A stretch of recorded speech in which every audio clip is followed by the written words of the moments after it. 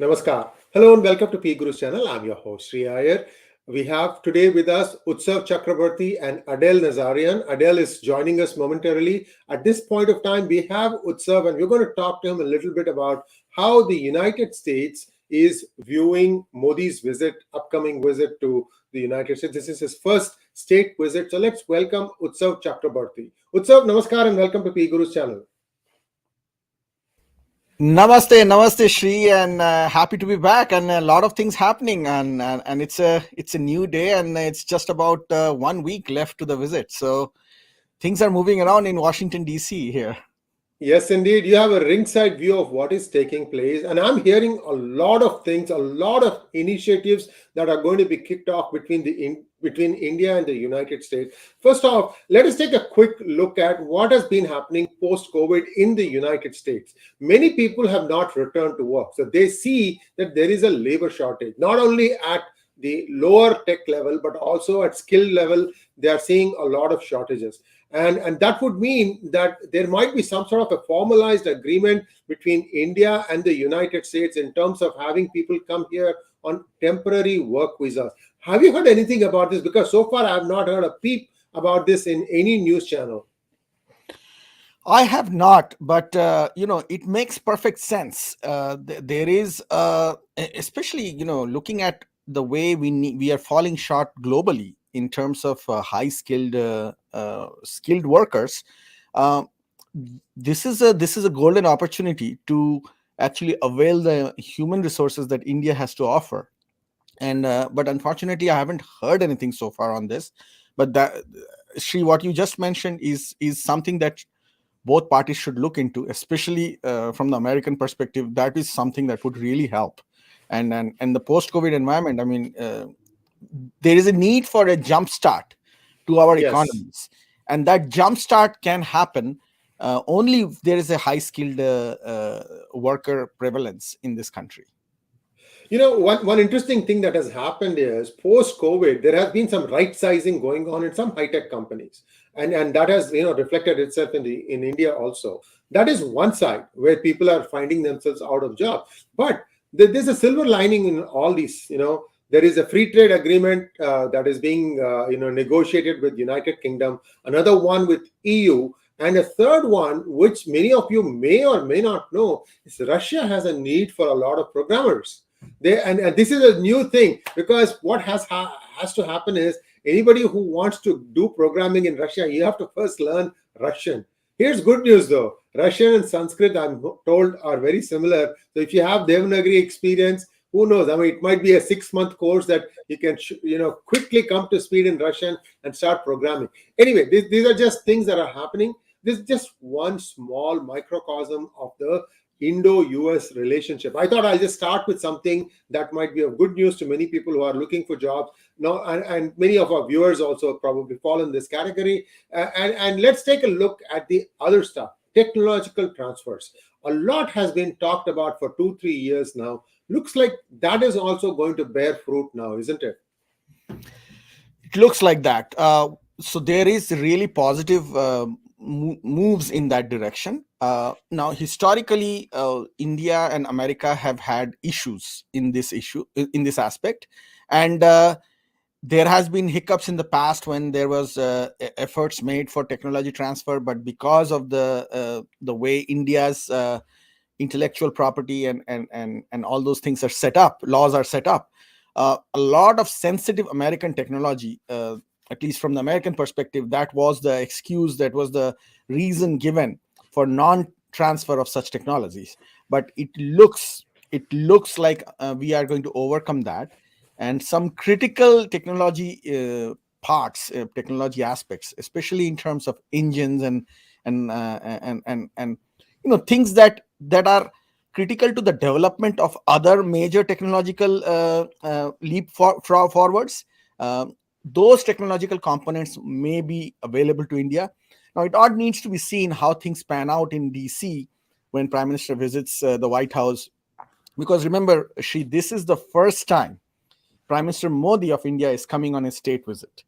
And also, this is the first time since 2009, when the last state visit happened, when Prime Minister Dr. Manmohan Singh was afforded the same invitation in 2009. So it's an important day. But there, we'll discuss going forward how there are issues that are coming up, and there are lots of other things happening. But I see Adelle here, and Yes. Adelle is the legislative director of Hindu Action, and looking forward to hear her perspective. Yes, Adelle Nazarian is the first time for you on P Guru's channel. Welcome to P Guru's channel. And viewers, I might also mention that she is the CEO of America Blockchain Political Action Committee.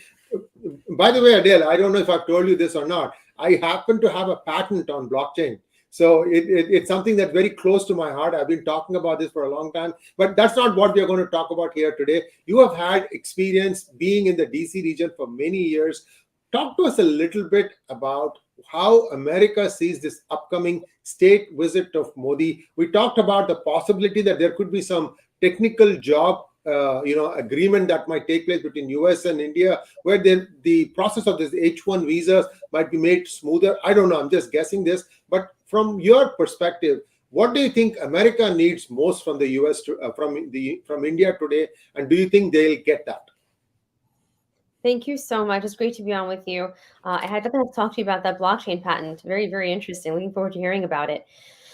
So I think that of course, we see a lot of tensions over the past decade, if not more, but on the surface, at least in the media, decade or so, tensions between the U.S. and Beijing and India has always been seen as the counterbalance, intermediary, if you will call it that, in terms of negotiating in that region. Of course, South China Sea, you have the Doklam Peninsula, you have all these different geopolitical areas of interest to all three countries.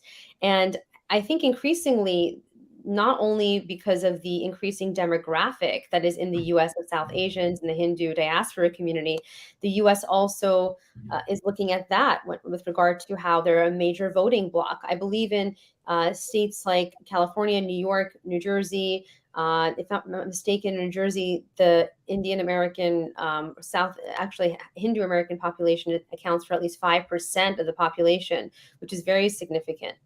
And I think during this upcoming visit, we're seeing Republicans and Democrats alike reacting to Prime Minister Narendra Modi's visit.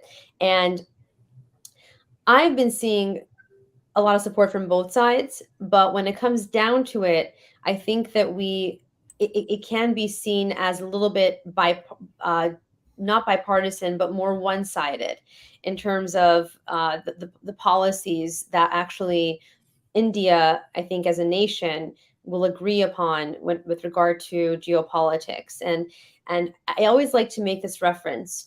Under President Barack Obama, I think Shri Narendra Modi, he really, really liked Obama as a person. But I don't think that India generally was very amenable to U.S. foreign policy at that point.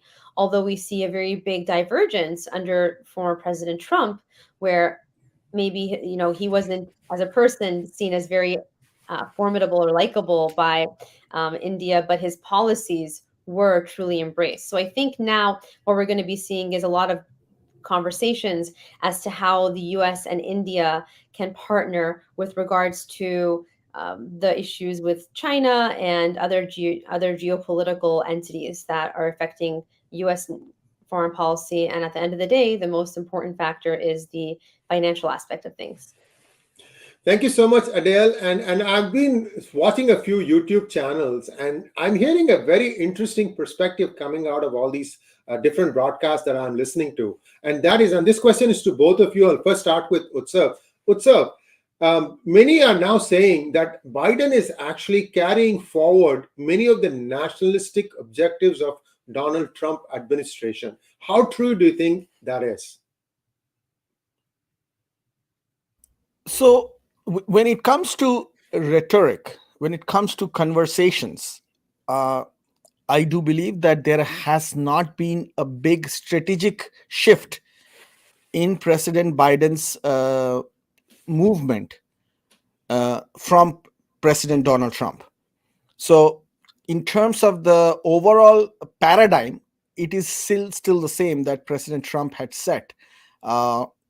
But, and this is a big but, underlined but, there has been many elements within the Biden administration, and I'm saying this very thoughtfully and carefully, because I genuinely do not believe that it's coming from President Biden himself or from Anthony Blinken, one of his senior advisors, or Jake Sullivan, another of his, the inner decision-making core. But there are many elements, in my understanding, within the Biden administration that have not shown the same goodwill, or if I may put it that way, or the same sincerity in approaching strategic alliances with India going forward. There have been cases that I have observed where different voices have been allowed to present different perspectives, many of whom are not necessarily true, but have still actually gone on and hurt the relationship between US and India. So that remains a concern, in my opinion. And I'm always in this quandary in my mind, whether, despite the best intentions of President Biden and his senior leadership, is it always going to be that group that will dictate the relationship forward, or are there going to be enough forces in this administration or around this administration that will try to derail it? Because you have to remember, China wields a lot of influence within America, and China continues to directly and indirectly influence our industry and businesses, as well as our political leadership and thought leadership. So that remains a concern for me. Thank you, Utsav. Adelle, to you. Do you feel, looking at the 2 years of Biden administration, that it has actually continued on with the nationalistic policies of Donald Trump? I'll give you a couple of examples to kind of make my point. Donald Trump never asked all the semiconductor manufacturing companies and their employees to take a hike from China and come back to India, to United States, or to the country of their origin. In fact, those who were dilly-dallying, who had dual citizenships, were given a 30-day ultimatum. You have to choose this way or that way, and after that, you are whatever, green card, US citizenship will be revoked. This threat was given to many of the semiconductor employees who are working in China. I'm just giving you one example. There were other things also. For example, I'm also hearing that the tariffs have not been reduced under the Biden administration, something that China was expecting it to do. So how do you see this current administration of Biden? And like Utsav says, do you think there are two or three forces inside the Department of State that kind of don't march to the same tune? You're muted. Yeah, thank you for that question. So I do think, look, good policy is good policy.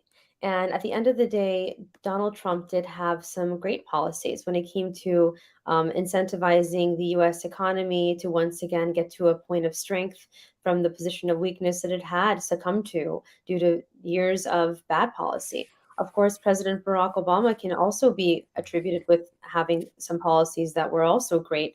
But I think when it came to the economy and having a long-term vision for putting America back on the right track, absolutely Donald Trump, who, by the way, was first a Democrat before he became an independent, then became a Republican. Yes, he was. Right. So a lot of the policies, you can't say that he's particularly, a conservative or whatever it is. He kind of just did he was operating from an entrepreneurial purview. And that said, I do believe that there was no reason for the current Biden administration to revoke or to to harm the US economy by upturning and by undoing some of the policies that President Donald Trump had put in place, because they seem to be working. And so I think you notice this though in every administration, right? You always have the incoming administration end up taking both the praise and the getting blamed for what the previous administration had done. And so I think similarly, we're going to see the Biden administration taking credit for things that were put in place by the previous administration, the Trump administration. I think it's going to continue that way with future the commanders in chief. Thank you so much, Adelle. And now let's take some specifics. And this question is to you. So there have been talk about a fab being brought up inside India. And if you remember, I want to cast your mind back to 2006, I think. Intel was this close to establishing a foundry in India, a fab in India, fab foundry, same thing. And you know where the deal hung? They said that we cannot rely on the state to supply us electricity. A fab is a 24/7 operation. We have to have our own electricity generating plant. And the communists who were part of the government, UPA government, would have none of that. These guys made a song and dance about it. And Intel finally decided to ditch India and they established that fab in Vietnam.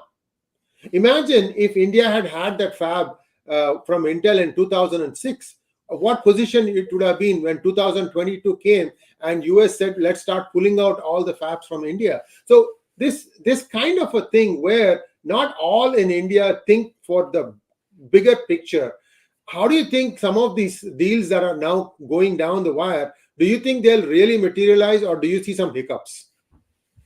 So I just didn't want to miss the irony of Vietnam, a perennially communist country, Yes. actually getting the fab when in the so-called communists of India actually stopped it from happening in India. So that irony can never be lost against India's interest. But you know that these are some of the crucial decision-making efforts that good leaders, and I think in my last show that's what I talked about Prime Minister Narendra Modi, you know, he being the Dhoni of geopolitics, what Dhoni is to cricket. So these are critical moments where the big leaders make a difference, and I hope that during this time, India will make those crucial decisions that will allow its young, you know, highly upwardly mobile, highly skilled population within the country to avail those global technological inputs, especially from the Western countries like America, and help India leap forward in this leapfrog over older generation technologies. But that also leads to another point, which is how far will America be willing to go? Because America is still, you know, when it comes to, and I'm probably jumping the gun here by talking about defense sector, but when it comes to the defense sector, America continues to only offer fourth generation, 4.5 generation at best technological assets and transfers to India.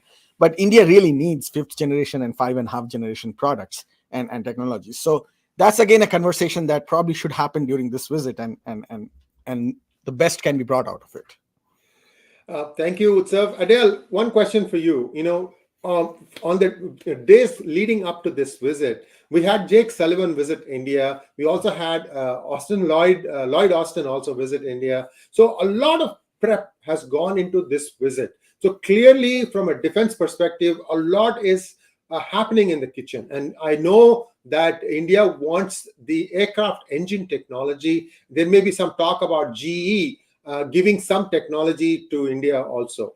Now, taking all this into view, now you are a Washington, D.C. watcher. You practically walk the halls of Congress and the Capitol building all the time. So tell us a little bit about the significance when Jake Sullivan and the Defense Secretary visit India just days leading up to the visit.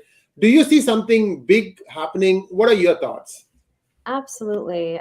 I think that we've seen the position that other Middle Eastern nations, rather, such as Saudi Arabia, have come out and said that they are willing to trade oil in the Chinese yuan over the US dollar.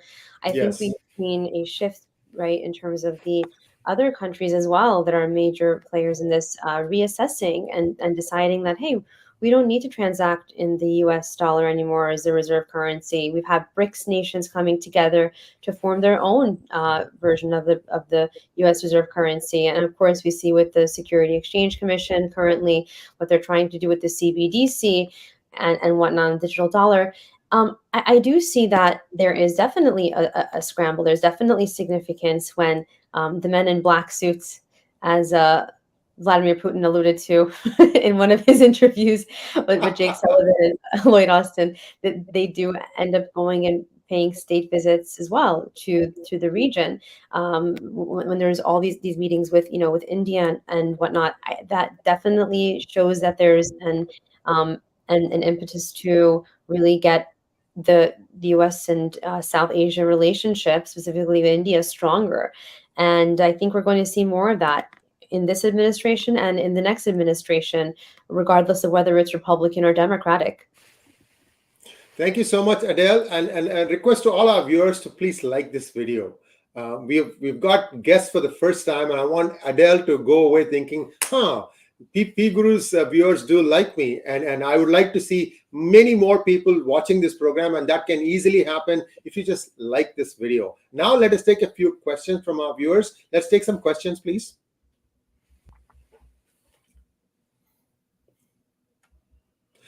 Rahul Rathod wants to know, the regime change accusations of US government is a myth and assumption through their NGO and media is interfering in our politics. But their government is not, even if they try, is not possible. Your view, sir. Sir, I first need to understand what the question is. I think all they are trying to say is that the media is now beginning to interfere in India's policies, and so do some NGOs.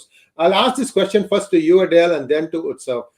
How much of an interference do you think has been there? See, Soros has funded many media outlets in India. So has Pierre Omidyar of eBay.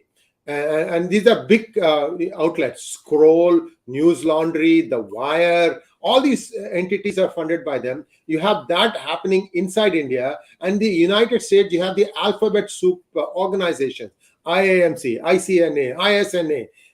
Hindus for Human Rights. All these are again, equality labs. These are all being funded by the same group of individuals such as Ford Foundation, George Soros, Pierre Omidyar, and a few other people. These social media, through social media and NGOs, they have been trying to exert influence on India. In fact, there is a show that we are going to do at 9 p.m. about Twitter's claim that some of their employees were raided when Twitter did not follow or toe the line of the Indian government during the farmer protest. Let's leave it aside for a moment. Tell me what you feel. Do you think it is interference from NGOs and social media in India or not? Because I can give you examples to counter what you are going to say. Go ahead. I think everything is considered an interference, depending on how you look at it. I mean, you have the accusations of Russia meddling in U.S. elections. You have the accusation of America interfering in countries like Israel's and Pakistan's foreign policy. You have, I think every country at the end of the day, honestly, and this is just a very objective analysis, is going to do what's in their own best vested interests.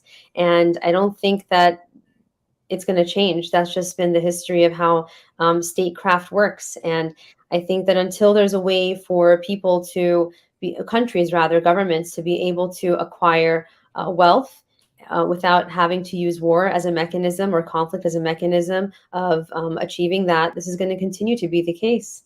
And even when that happens, that might continue being the case. But yeah, I do think that there is some truth to the fact that every country does meddle and interfere in other countries. I mean, just the fact that the media is one of the strongest columns. I think they call it the fifth column of truth, or so to speak, or their responsibility to uphold the truth. But we all know that the media isn't exactly objective either. And a lot of times NGOs will end up being funded by the very governments they are established in. So, these international NGOs that have roots in or established in whatever country they're in, and if they happen to have also a presence in the United States, of course, they're going to be seeing ways that they can interfere. I can give you a great example of that. Al Jazeera News Network. There was a case on Capitol Hill where they literally were trying to present a cause to charge them as foreign lobbyists acting on behalf of the government of Qatar, right? And that was something that was active in, I think, the Republican and Democratic halls of Congress, but I think it was mostly Republican and push, if I'm not mistaken. But we have that, and then there was other organizations. But I hope that answers your question.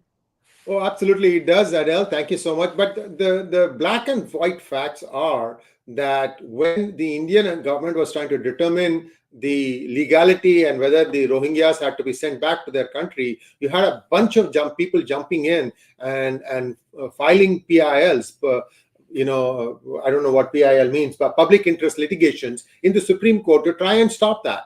And when people started finding out where are the crores of funding coming for this, it turned out to be a bunch of NGOs. So what is it that NGOs want? They want the pot boiling all the time in India, and it's just coming at very low price. So that's what it really is. This is the truth. And you also saw, Utsav, this is for you. If you want to add into the answering this question, just look at what happened with BBC. BBC was in violation of taxes, not paying taxes, hiding their income. And when the Indian government officials went to talk to them, they made a big deal out of it. But 2 days ago, they quietly admitted that, yes, we have to pay, I think, $5 million worth of back taxes or something like that. Take it away, sir. Just answer this question if you would like to weigh in on this. So I do agree with Adele that most countries try to interfere in other countries if they are geostrategically of interest to them. America being one of the most influential countries in the world, if not the most influential country, obviously will try to do so as well. Now, it is quite well established that whether it is George Soros or Pierre Omidyar, it's not just India, but there are many countries in the world where these individuals, these billionaires, have had not only interfered but did bring about successful quote unquote regime changes in smaller countries. They have been doing it quite successfully. So this is not hidden. This is not something that is specific to India. In fact, countries like China have actually even banned many of these people and from even entering the country. But China can afford to do that because it does the exact same thing, if not worse. So when it comes to India, India's strength is also its weakness. India is an extremely diverse country, with the diversity can be traced back to thousands of years. Now, when you have a lot of diversity, that's a wonderful thing, but it also brings about fault lines. And when you have fault lines, you have global actors trying to fish in those fault lines, and that is exactly what has happened in India. In the past, however, India was so compromised that it literally gave in to these fault line fishing, and it became a soft state. I mean, I remember until 2010, 2011, in the previous government, it was almost assumed that every month there will be a terrorist attack in some public spot with at least 20 to 30 civilians dying. It was just considered it's the way of the country, and that is how compromised national security had become in India at that point of time. So there is a history of foreign influence efforts in India. There is a history of foreign influence efforts in America. I mean, just look at SB 403 in California. I have consistently maintained that it is a foreign influence operation, and Yes, it with is. significant Yes, it is. participation from Yeah. within America. So this happens. It seems like American Hindus as well as India are a big target of it. Of course, they will be. They are the world's most populous country with one of the most highly skilled labor forces. Who wouldn't want to sabotage that? That is expected. And I also believe that within the U.S. government, there is sometimes tacit understanding that certain organs of the government or quasi organs of the government can be used to influence efforts outside the country. Thank you so much. Let's go to the next question. Ajay Nagendra wants to know, Sri, is US trying to play devil's advocate? At one end, we hear Rahul Gandhi meeting regime change operators, and on the other end, we are planning to sign a jet engine deal with Narendra Modi. I think it's best if you two answer this question. I have done many monologues on this. Adele, you go first. Okay, great. So, well, without giving away too many secrets, no, I'm joking. I think what this is that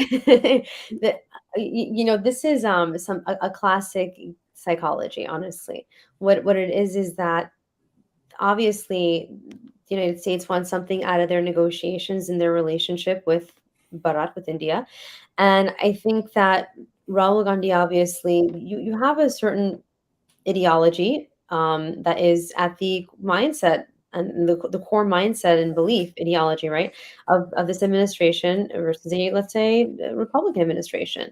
And I think that if you want to equate the two parties, the Congress Party, which is INC, versus the BJP, you can say that the BJP is more akin to, let's say, the Republican or conservative movement in America, and INC is more akin to, let's say, Democrats with progressive elements.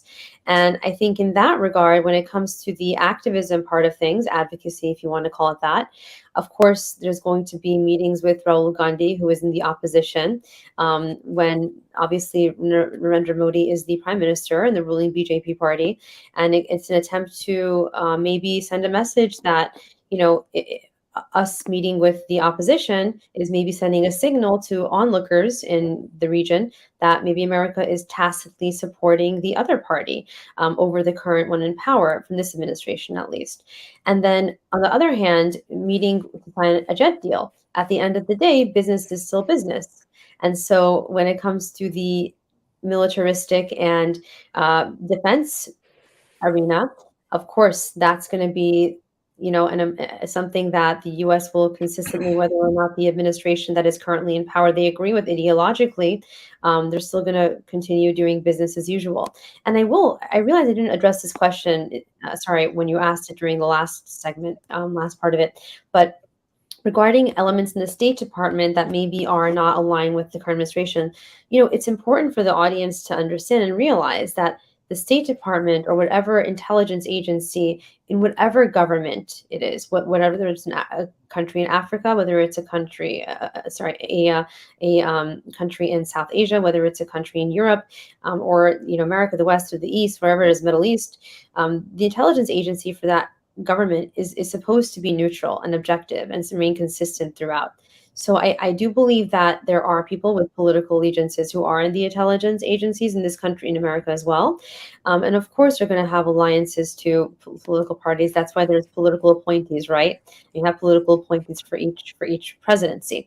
But I do think there are still within the U.S. government, the intelligence agencies, certain people in state that actually do remain true to the cause and actually do remain neutral and objective in doing the right thing and doing what's best in terms of defending the people and the national interest. And I'll just keep it at that. Thank you so much, Utsav. Well, I really believe that the meeting with Rahul Gandhi was something that was more from the Rahul Gandhi side, but at the same time, the very fact that the American administration engaged him, if his meeting with Donald Lu is true, then it gives at least one basic signal that America does not recognize the fact that Rahul Gandhi has been stripped of his membership of parliament, which is essentially not addressing the judiciary of India more so than Prime Minister Modi, because it is the judiciary of India that took away his parliament membership. So I think that is a strong message that America wanted to send to India, but ended up sending it to the judiciary of India rather than Prime Minister Modi. So I think the Chief Justice of India should take note of that. And the second thing, in terms of I think there is still some sore feelings from the Howdy Modi event, if I may say so. And that's why I was saying that there are elements within this administration that continue to hold the fact that President Trump and Prime Minister Modi did do an event when President Trump was in the White House. That kind of the Democrats did not like, and at least there are some elements in the administration that want to scrape it up again. I do not think it is important or relevant, but they're still trying.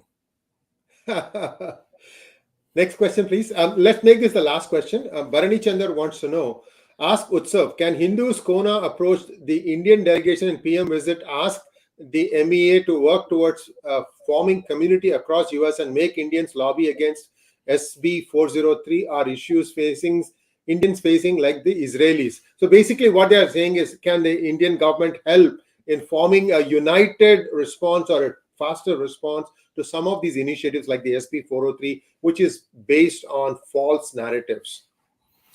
So that's a very good question, Bharani, and thank you for that question. So my answer to that is that I would not encourage that. India, at the end of the day, is a foreign country to America.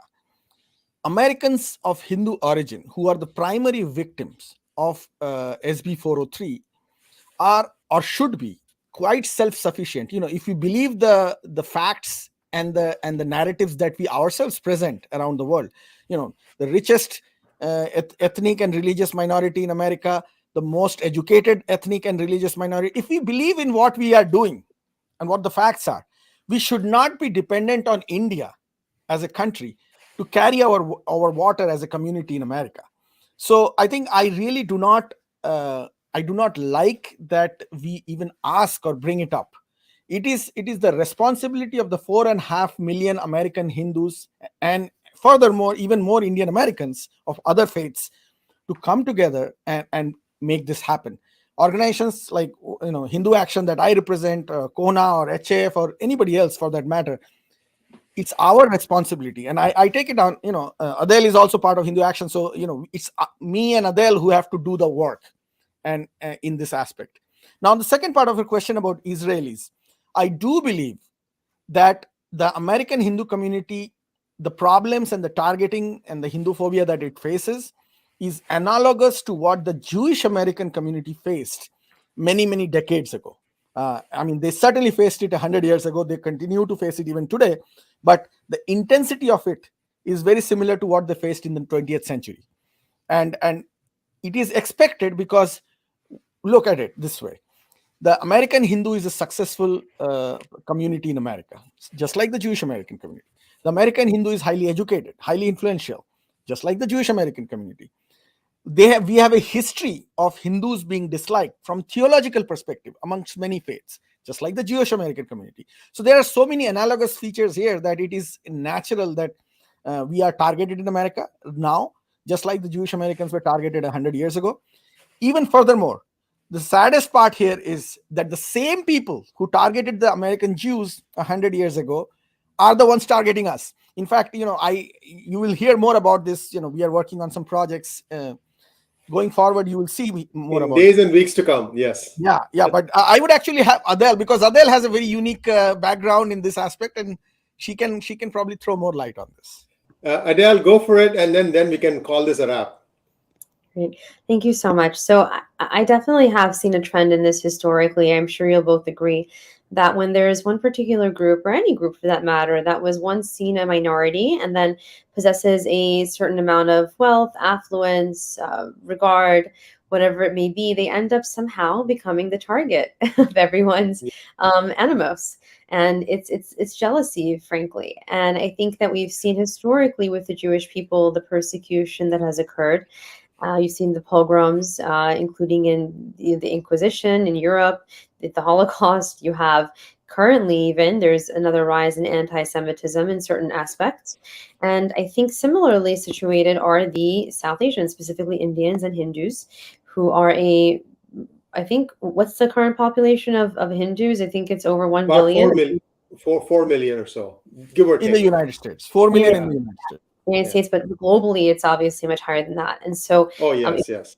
Yeah. 1.6 billion. Yeah. Billion, right? Exactly. And so when you think about it and you look at the workforce and you see how they have, I believe, if I'm not mistaken, there was statistics released a few years ago, like 4 years ago maybe, saying that in the entirety of India's middle class is wealthier than even the top earners in the West.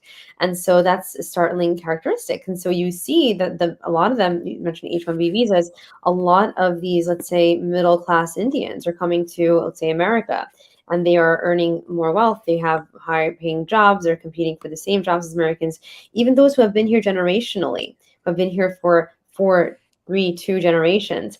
And you have people looking and saying, wow, they don't look like me. And there's some of this that goes on still, honestly. They say they don't look like me. They look different, and they're doing better. And they become obsessed in a sense. And we've seen this with, as I said, the Jews. So I think the struggle that's currently facing the Hindus in America with regard to, honestly, just baseless accusations. We saw the Cisco case that was dismissed by the California CRD.